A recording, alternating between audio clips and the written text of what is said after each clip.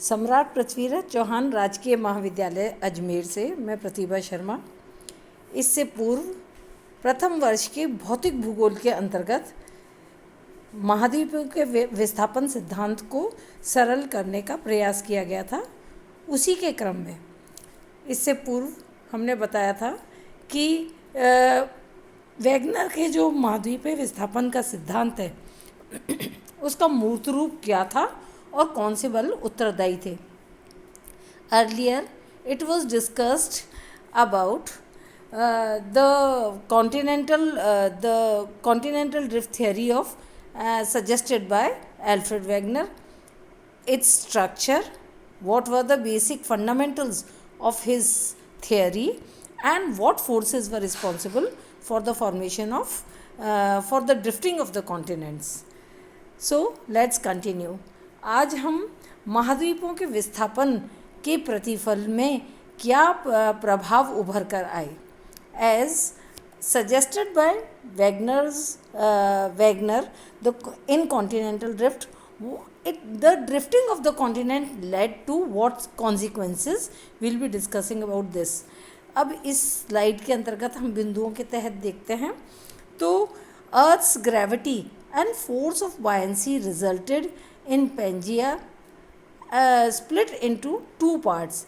The northern part gave rise to the Laurentian shield, and the southern part that got splitted was given the name of Gondwana land. And when the Pangaea splitted into Laurentian shield and Gondwana land, in between Tethys Sea came into being. तो उन्होंने महाद्वीपों के विस्थापन के तहत ये बताया कि जो पृथ्वी का सूर्य और चंद्रमा का गुरुत्वाकर्षण था और प्लवनशीलता का बल था, उसके प्रभाव से जो पैंजिया एक संगठित भूखंड था वो दो टुकड़ों में बटा। उत्तरवर्ती जो खिसकाव हुआ वो पृथ्वी के गुरुत्व के कारण से और प्लवनशीलता के कारण से हुआ, जिसके प्रतिफल में पैंजिया दो टुकड़ों में बटा। उत्तरवर्ती हिस्से को अंगारा लैंड यानी कि लॉरेंशियन शील्ड का नाम दिया गया और दक्षिणवर्ती भाग को गोंडवाना लैंड का नाम दिया गया। और जब इसमें दो टुकड़ों में ये विभक्त हुआ पैंजिया, तो उसके मध्य में जो छिछला सागरीय भाग था वो पूर्ण रूप से अपने अस्तित्व में आया। Then the second consequence, because when the Pangaea got splitted it gave rise to a number of continents and ocean. This means it resulted into the formation of oceans and continents. तो इनके हिसाब से Wagner महोदय के हिसाब से Jurassic युग में ज्वारीय बल के प्रभाव से जो गोंडवाना लैंड था वो अपने अस्तित्व में आया, जिसके अंतर्गत प्रायद्वीपीय भारत, मेडागास्कर, ऑस्ट्रेलिया और एंटार्क्टिका के रूप में हुआ। जबकि इसी काल में दोनों अमेरिका जो थे उनका ज्वारीय बल के प्रभाव से ही पश्चिम की ओर प्रवाह हुआ। So what happened in the Jurassic age was that the Gondwana land got drifted it remained in the southward direction, which included the subcontinent of India, Madagascar, Australia and Antarctica. And at the very same time, the two Americas also got drifted westward under the tidal impact of sun and moon together. तो सूर्य और चंद्रमा के दोनों के प्रभाव से जो America था, जो अमेरिकी महाद्वीप थे, उनका पश्चिम की ओर विस्थापन हुआ, उनका खिसकाव हुआ। दोनों जो अमेरिका थे उनके विस्थापन की दर अलग अलग होने के कारण से जो शेष भाग था पैंजिया का दोनों अमेरिका से अतिरिक्त उनके मध्य में एस आकार के अंध महासागर का निर्माण हुआ। When under the impact of tidal force together that of moon and sun, the two Americas got drifted westward and the rate of the two Americas was different, and because of this Atlantic Ocean occupied the shape of English alphabet S. प्रायद्वीपीय भारत के उत्तरवर्ती यानी कि भूमध्य रेखा की ओर खिसकाव होने के कारण हिंद महासागर का निर्माण हुआ, and because of the drifting of the sub continent India towards north it gave rise to the formation of Indian ocean. उत्तरी ध्रुव से महाद्वीपों के विस्थापन के कारण आर्कटिक सागर की रचना हुई, and Arctic ocean came into being because of the various drifting of the various continents. Panthalassa पर भिन्न दिशाओं से महाद्वीपीय खंडों का अतिक्रमण के प्रभाव से उसका आकार संकुचित होने लगा तथा अवशिष्ट भाग प्रशांत महासागर बना, and there was a great pressure of various continental drift over Panthalassa. Therefore, it got shrunk and it gave rise to the Pacific Ocean. अतः निम्न प्रकार से वर्तमान स्थित महासागर और महाद्वीपों की उत्पत्ति जो थी वो प्लायोसीन युग तक पूर्ण हुई। Therefore, till Pliocene age, the various continents and oceans as it is described now came into being.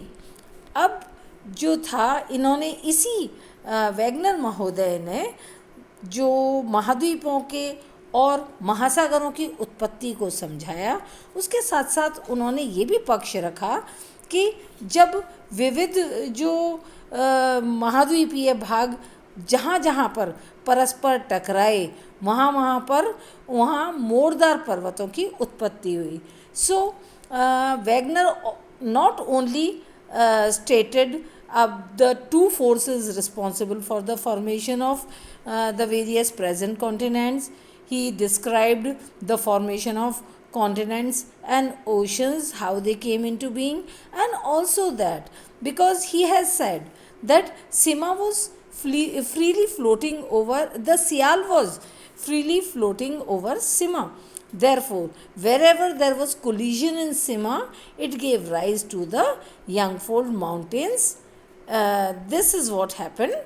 So, he also stated that Yangfold Mountains also are the result of this drift of the continents.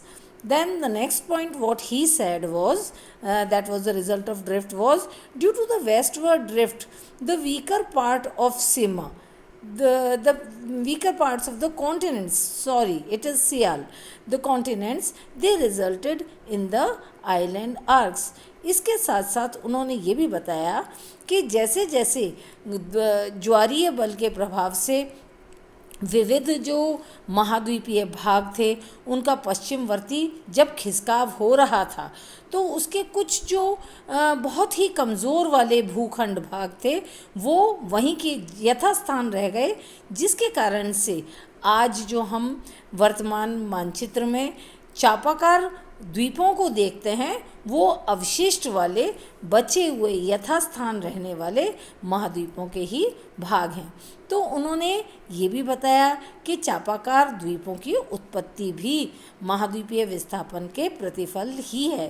And therefore he said, Wagner has stated, he has described that the arcs, the island arcs, they also came into being because when under the impact of tide, the continents were drifting westward.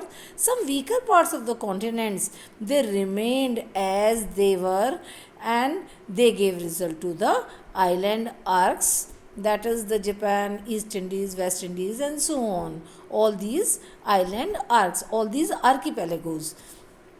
और अंत में उन्होंने अपने ही इसी सिद्धांत में यह बताया कि कार्बोनिफेरस जो हिमानीकरण था दक्षिणी गोलार्ध में वो भी इसी दौरान हुआ, इसी अवधि में हुआ।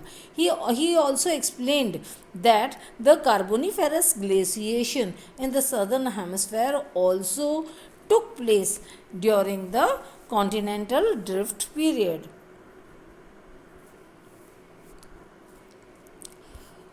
Now, let's have a look about what Wagner has stated about the structure of Pangaea. अब हम ये इस स्लाइड में ये देखते हैं कि जो वैगनर महोदय के द्वारा प्रस्तावित पेंजिया का स्वरूप क्या था। तो इसमें सारे के सारे महाद्वीपों का इस स्लाइड में चित्र दिया हुआ है। Eurasia, north America, Africa, south America, Antarctica, India और ऑस्ट्रेलिया, सारे के सारे भागों को इन्होंने संगठित पेंजिया के रूप में बताया कि किस तरह से ये था। फिर उसके बाद में इन्होंने जब महाद्वीपीय विस्थापन के सिद्धांत को बताने का प्रयास किया तो भिन्न युगों में किस प्रकार से पेंजिया अलग अलग धीरे धीरे क्रमशः वर्तमान वाले महाद्वीपों की स्थिति में आया। So with the help of this slide you will come to know that during which different ages the Pangaea got splitted and finally gave rise to the present continents. Now let's have a look over this. The Permian period, the Pangaea was this structure. Then later in Triassic period it got splitted, that means after the Carboniferous period it got splitted. The northern part is Laurentian Shield and Gondwana land. Then comes the Jurassic period where many of the fragments took form from the Pangaea. इसमें ये देखते हैं कि Jurassic वाले जो युग था इसमें किस तरह से ये जो अंगारा लैंड और गोंडवाना लैंड से भिन्न भिन्न महाद्वीपों के स्वरूप उभर कर आए। फिर उसके पश्चात धीरे धीरे जो स्वरूप क्रिटेशियस युग में हुआ, it was like this in the southern part of the in the lower part of the slide. नीचे वाले जो स्लाइड में क्रिटेशियस काल में किस तरह से धीरे धीरे विभंजन होता चला गया महाद्वीपों का और अलग अलग महाद्वीप अपने अस्तित्व में आते गए और अंततः ये जो स्लाइड में नीचे दे रखा है प्रेजेंट एज का, तो these are the various continents which came into being and the various ocean bodies also that came into being after the absolute split of Pangaea into the number of continents. अब ये जो इस slide में नीचे वाले भाग में जो दिया हुआ है सारे के सारे महाद्वीपों की स्थिति दी हुई है, तो ये वर्तमान की स्थिति है कि धीरे धीरे आज के युग तक पहुँचते पहुँचते किस तरह से उस पेंजिया के टुकड़े भिन्न महाद्वीपों का रूप उन्होंने धारण किया। अब नेक्स्ट स्लाइड को देखते हैं।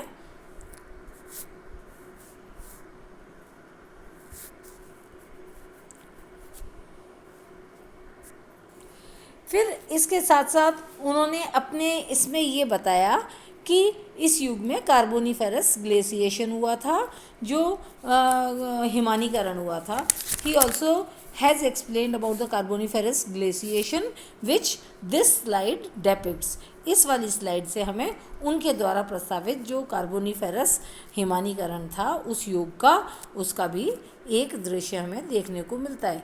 अब नेक्स्ट स्लाइड में अब उन्होंने क्या किया कि उन्होंने जब अपनी इस अवधारणा को एक सिद्धांत का रूप दिया तो उसमें क्या क्या उन्होंने कई सारे प्रमाण अपने तथ्य को, अपने जो सिद्धांत की पुष्टि के लिए उन्होंने कई सारे जो थे पुष्ट किए, कई सारे उन्होंने उदाहरण दिए, उन्होंने प्रमाण दिए। He proved many of the with the help of a number of evidences. He just tried to explain the continental drift theory. Now in this slide you can see the zigzag-fitted continents. इस slide में हमें स्पष्ट हो जाता है कि किस तरह से ये जो विभिन्न महाद्वीप हैं, यदि हम उनको देखें तो उनके जो तट हैं उनको परस्पर, जैसे एक कागज़ के टूटे हुए टुकड़ों को हम परस्पर जोड़ें और परस्पर मिल जाते हैं, बिल्कुल वही के वही स्वरूप हमें यहाँ पर इस स्लाइड में देखने को मिलता है कि अगर हम महाद्वीपों को एक दूसरे के निकट लाएं तो उनके जो तटवर्ती भाग हैं वो ऐसे प्रतीत होते हैं जैसे एक ही खंड के टूटे हुए टुकड़े हों, जिसे कि हम जिग्सॉफिट व्यवस्था को के नाम से जानते हैं। So this is this map, this slide is representing the zigzag-fitted shape of the various continents, which proves Wagner's continental drift. Now the next one, और इसका जो विशिष्ट वाला स्वरूप है, ये जिग्सोफिट व्यवस्था जो है, टूटे हुए टुकड़ों को परस्पर जोड़ करके एक दिखाने वाली व्यवस्था। तो जिग्सोफिट व्यवस्था का सबसे बेहतर उदाहरण इस स्लाइड में बिल्कुल स्पष्ट उभर कर आता है कि दक्षिणी अमेरिका और अफ्रीका के तट को उन्होंने जोड़कर बताने का प्रयास किया कि किस तरह से ये एक ही खंड के दो अलग अलग टुकड़े रहे हैं। फिर इसके बाद में जो उन्होंने दूसरा एक जो प्रमाण दिया वो था भूगर्भिक प्रमाण के संदर्भ में। मतलब उन्होंने ये बताने का प्रयास किया कि जो अंध महासागर के इन्होंने जो अपने सिद्धांत में बताया है, इनका ज़्यादा जो जोर रहा, जो ज़्यादा इन्होंने अभिव्यक्ति दी है, वो अंध महासागर के संदर्भ में अधिक दी है। अब इस स्लाइड में हमें स्पष्ट होता है कि किस तरह से जो विभिन्न पर्वतमालाएं हैं, जो विभिन्न प्रकार के जो पर्वत श्रृंखलाएं हैं, जो श्रेणियां हैं, जो उच्चावच हैं, तो वो किस तरह से अंध महासागर के इर्द गिर्द बिल्कुल सीमावर्ती क्षेत्रों में उनका एक सतत विस्तार देखने को मिलता है। In this slide represents, it gives the geological evidences where the concern is with the contemporary, the mountain ranges and the highlands originating at the same time. Now along this Atlantic Ocean, we can very well visualize the Brazilian highlands in South America as well as in southern part of Africa. Then it is the alpine ranges, that is the Andes of South America, which finally stretch far eastward towards the Atlas Mountains of Africa and also the European Alpine mountain system. Then the Hercynian mountains to the eastern part of North America and that in European part. Then the Caledonian mountains, that is the highlands of Canada, highlands of Appalachian highlands of Canada, and that in the Norway, Sweden and Finland part, the Caledonian mountains can be very well seen. तो इन्होंने and also that in Greenland island. तो अब जो geological evidences इन्होंने जो दी, जो भूगर्भिक प्रमाण दिए, उन्होंने बताया कि जो पर्वत श्रेणियाँ समान समय की समान रचना लिए हुए उनका विस्तार था। दक्षिणी अमेरिका में ब्राज़ील के जो उच्च प्रदेश हैं, ब्राज़ीलियन उच्च प्रदेश, उनका अवलोकन दक्षिणी अमेरिका और दक्षिणी अफ्रीका वाले भाग में देखा जा सकता है। फिर एल्पाइन पर्वत श्रेणी जो कि एंडीज़ और उत्तरी अमेरिका में रॉकीज़ वाला क्षेत्र है, इसके साथ साथ में अफ्रीका के जो एल्पाइन एटलस माउंटेन्स हैं, साथ ही में जो यूरोप के एल्पाइन पर्वत श्रेणी है वो समकालीन हैं। फिर इसके अलावा उत्तरी अमेरिका के जो हर्सिनियन पर्वत श्रेणी, जो अपलेशियन माउंटेन्स हैं, अपलेशियन पर्वत श्रेणी है, और यहाँ की जो यूरोप में जो स्पेन वाला भाग है वो सारे के सारे समकालीन पर्वत श्रेणियाँ हैं। इसके साथ में उन्होंने कैलिडोनियन पर्वत श्रेणियों के विषय में भी बताया, जो कि ये हाईलैंड्स जो हैं कनाडा के, तो उसमें और साथ ही साथ में जो नॉर्वे, स्वीडन, फिनलैंड में भी इन कैलिडोनियन पर्वत और साथ ही साथ में ग्रीनलैंड के पूर्वी उत्तर पूर्वी तट पर भी कैलिडोनियन पर्वत श्रेणियों का विस्तार है। तो ये उन्होंने जो भूगर्भिक अध्ययन करके ये भी एक प्रमाण प्रस्तुत किया कि सारे के सारे जो जुड़े हुए भाग हैं, यदि इनको परस्पर जोड़ दिया जाए तो हम ये पाएंगे कि जो समुद्र के पारी जितने भी महाद्वीपीय भाग हैं, तो ये सीमावर्ती क्षेत्र में समान प्रकार के ही पर्वत श्रेणियों का विस्तार है। तो ये भी अपने आप में इस बात की पुष्टि करता है कि ये जो भाग हैं ये परस्पर आदिकाल में, प्राचीन काल में निश्चित रूप से जुड़े हुए होंगे। अब अन्य वाले जो प्रमाण हैं इन्होंने जो प्रस्तुत किए, अगले वाले अध्याय में उसको पूर्ण करेंगे।